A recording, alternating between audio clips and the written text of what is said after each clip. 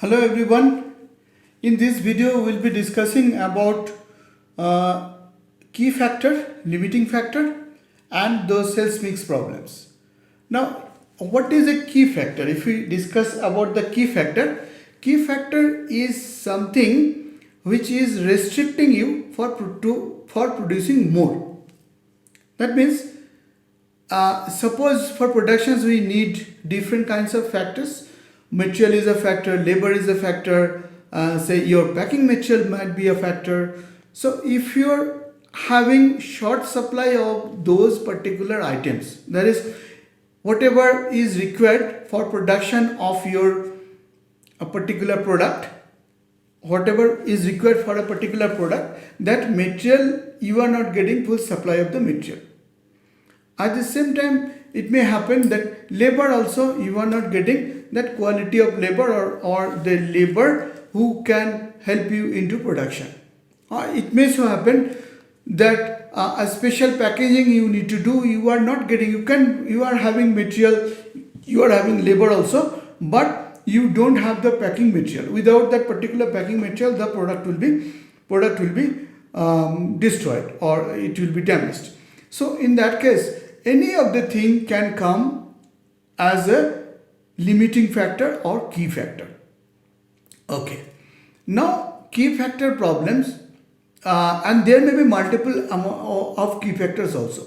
You are having a problem of getting the material, and also you cannot produce say more than a particular quantity.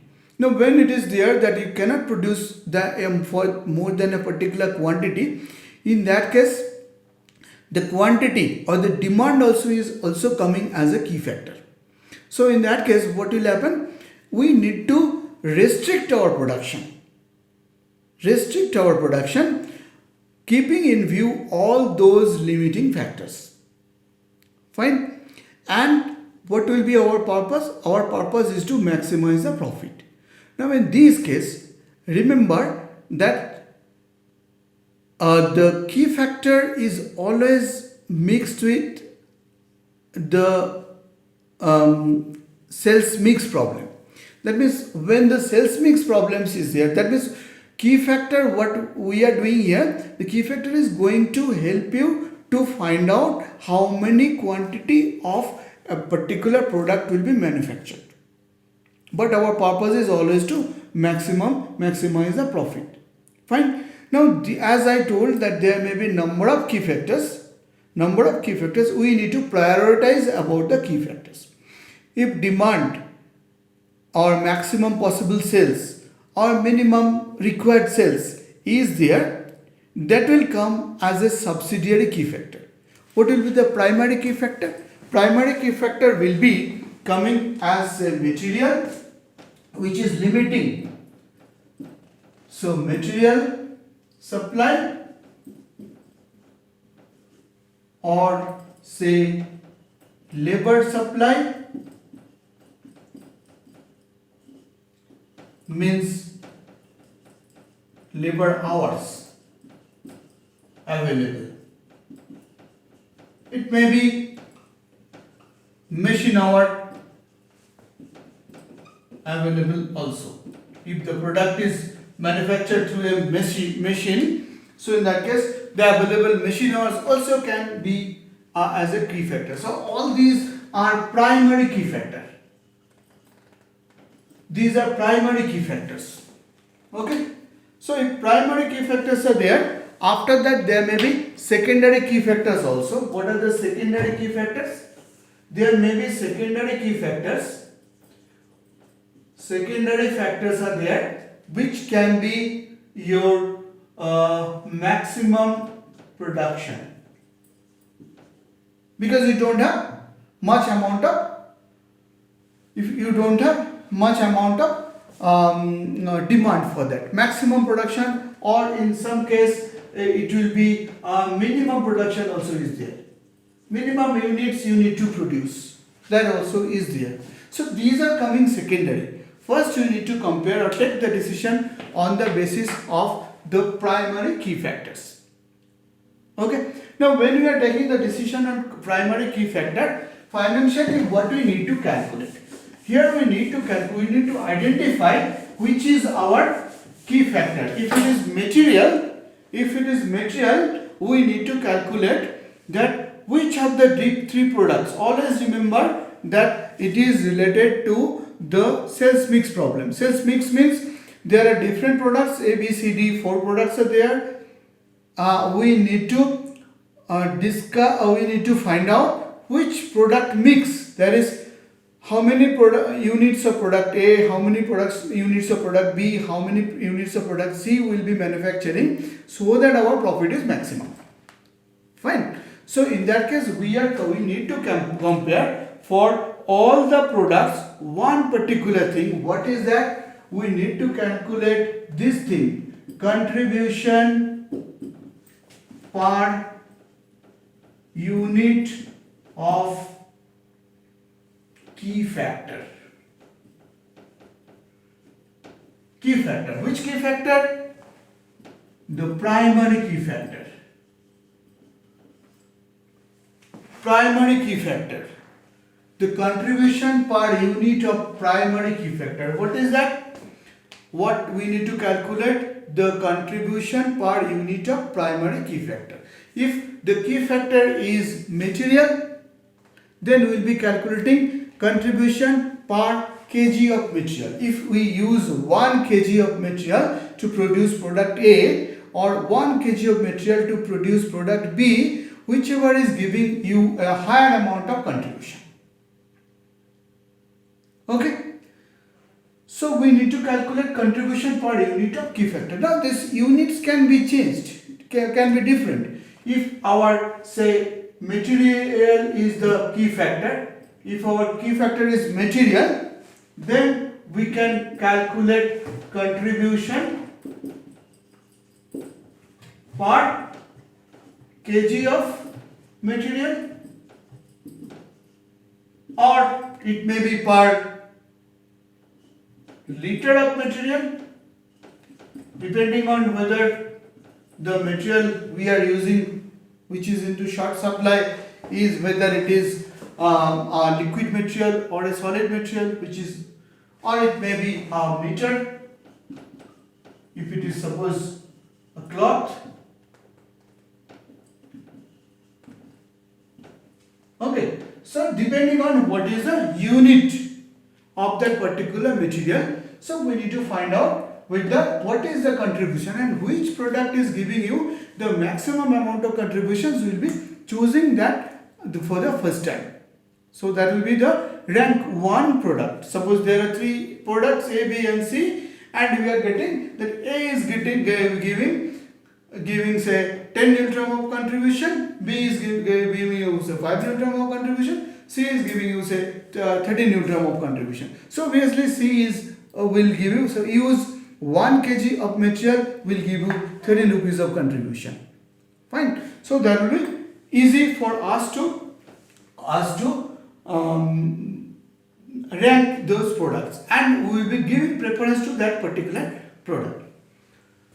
And if it is material, now if it is say labor,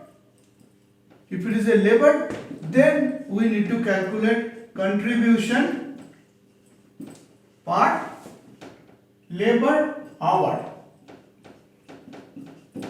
Contribution per labor hour. If 1 hour is spent for producing product A, how much contributions we are going to get?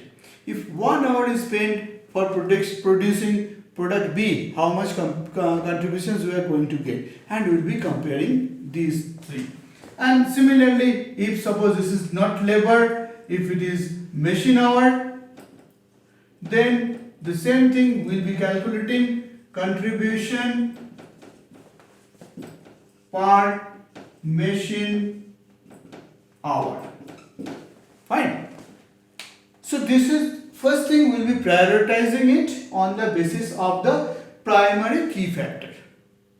Then we will be ranking them. Which product is giving you maximum contributions, we will be giving the first rank. Second rank will be given to the product which is giving you the relatively less contribution, and the third ranking will be giving you, the last ranking will be giving you the contribution, the product which is giving you the least amount of contribution. Fine.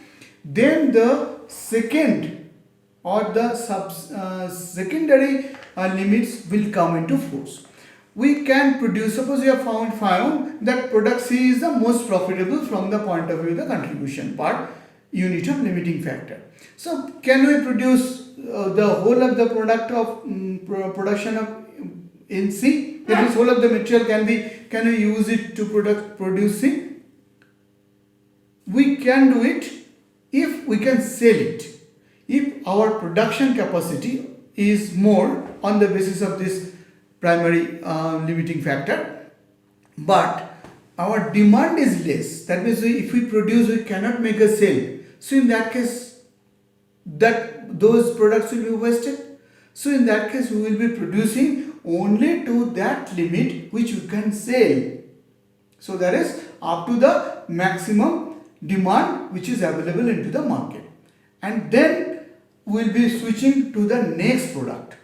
That next product which is next profitable product, which is giving you the less amount of contribution than the topmost, but giving you more amount of contribution from the least one. Fine. And then we will try to maximize that.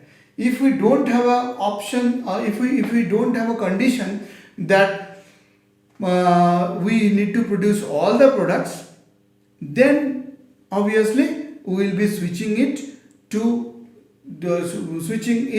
only to the most profitable one, and we will be trying to try to utilize all our material or labor to produce the profitable items. If we have to produce all the products, so in that case definitely the least profitable products also will be producing, but the minimum quantity which is required to produce. So that way we could maximize it. And here also we have not considered the fixed cost. Remember that fixed cost is for the company. That means it is not related to either product A, product B or product C. So total contribution you are getting from selling of the product in any mix. That is 10,000 units of A, 15,000 units of B, 20,000 units of C, or 20,000 units of A, 5,000 units of B, 15,000 units of C, the fixed cost will remain same. Even if you don't produce a particular product, suppose A is the least profitable one and you are not going to produce A at all, that case also fixed cost will remain the same. So that's why fixed cost is not going to come into the discussion at all. So what we need to calculate? We need to calculate the contribution per unit of the primary key factor, a primary limiting factor, and we will be deciding on that. Fine. In some case we find that what is the material requirement in kg is not given.